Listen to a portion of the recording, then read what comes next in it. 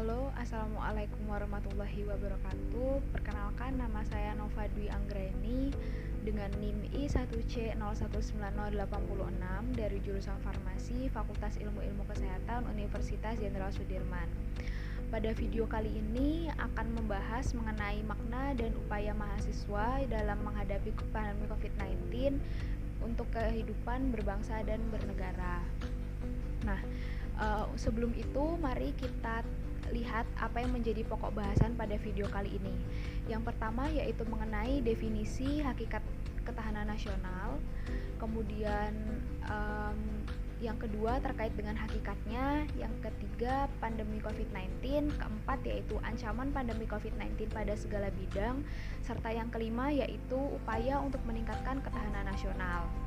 Nah, mari kita simak bahasan yang pertama yaitu terkait dengan definisi dari ketahanan nasional.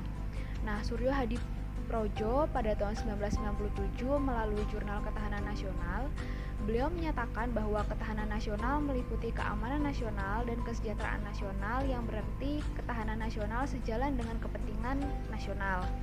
Nah, beliau juga menyatakan bahwa terdapat dua pendekatan ketahanan nasional dalam mengimplementasikannya. Yang pertama yaitu pendekatan keamanan yang digunakan untuk mengembangkan kemampuan serta eksistensi dari nilai-nilai luhur yang dimiliki oleh masyarakat, bangsa, dan negara dari segala ancaman untuk ketahanan nasional. Kemudian pendekatan kesejahteraan yaitu untuk mewujudkan ketahanan nasional demi kemampuan bangsa dalam mengidentifikasi, membina, mengelola, serta mengembangkan potensi untuk menjadi masyarakat yang makmur, adil, serta proporsional. Nah, hakikat ketahanan nasional sendiri itu adalah pengaturan dan pengembangan dari kesejahteraan dan keamanan secara seimbang, serasi, selaras, dan menyeluruh dalam seluruh aspek kehidupan nasional. Nah, diketahui bersama bahwa kita sedang menghadapi pandemi COVID-19 ini, yaitu pertama kali ini kasus dari COVID-19 ini terjadi pada awal 2020. Yang pertama terjadi di daerah Wuhan, Provinsi Hubei, Cina, yang kemudian menyebar di 190 negara.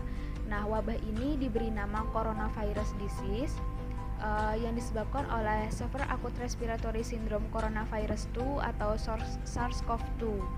Nah, pertama kali dikonfirmasi di Indonesia pada 2 Maret 2020 sejumlah 2 kasus, dan hingga saat ini pada tanggal 29 November 2020 terdapat 534.000 kasus positif, 446.000 kasus sembuh, serta 16.000 kasus meninggal dunia. Nah, penyebaran penyakit ini telah memberikan dampak luas bagi berbagai bidang seperti sosial, ekonomi, kesehatan, dan pertahanan nasional. Apa saja dampaknya yang dapat menyebabkan ancaman ketahanan nasional? Yang pertama yaitu pada bidang kesehatan. Tentunya yaitu menurunkan tingkat kesehatan baik secara psikis maupun fisik. Kemudian pada bidang keamanan yaitu dapat menurunkan pendapatan per kapita secara nasional. Kemudian banyak perusahaan yang mengalami bangkrut atau defisit. Kemudian penurunan tren di bidang wirausaha seperti pariwisata, usaha UMKM, dan lainnya. Kemudian meningkatnya nilai pengangguran serta menyebabkan perlambatan roda ekonomi baik secara nasional maupun secara global. Kemudian pada bidang keamanan yaitu dapat menyebabkan terganggunya stabilitas keamanan nasional seperti meningkatnya penyalahgunaan narkoba maupun alkohol dengan alasan untuk menghibur diri karena kejenuhan akibat pandemi COVID-19. Nah, banyak upaya yang telah dilakukan oleh baik pemerintah maupun bagi masyarakat untuk menghadapi pandemi COVID-19 ini, seperti upaya yang dilakukan oleh aparat keamanan dan pemerintah.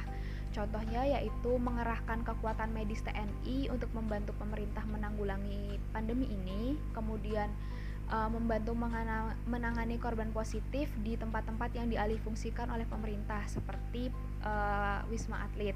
Kemudian penggunaan create supply, adanya sinkronisasi antara pihak swasta, pemerintah maupun pekerja untuk menanggulangi pengangguran, serta pelayanan kesehatan yang ramah bagi masyarakat. Nah, sebagai mahasiswa tentunya kita diminta untuk bersikap aktif dan kritis dalam menyikapi pandemi ini. Nah, beberapa hal bisa dilakukan seperti menjaga kesehatan dan mematuhi protokol kesehatan yang telah dianjurkan oleh pemerintah melalui 3M, yaitu menjaga jarak, mencuci tangan, serta memakai masker. Kemudian tetap bersikap produktif meskipun di rumah saja.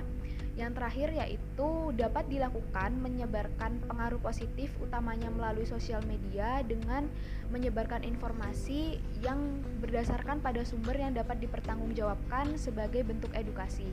Karena sosial media ini dinilai mampu secara efektif dan efisien, kemudian mudah digunakan dan diakses oleh seluruh elemen masyarakat. Makanya meskipun kita tidak bertindak secara nyata, tapi kita bisa bertindak melalui sosial media. Nah, teman-teman sekalian, cukup sekian video yang dapat saya sampaikan. Semoga bermanfaat. Wassalamualaikum warahmatullahi wabarakatuh.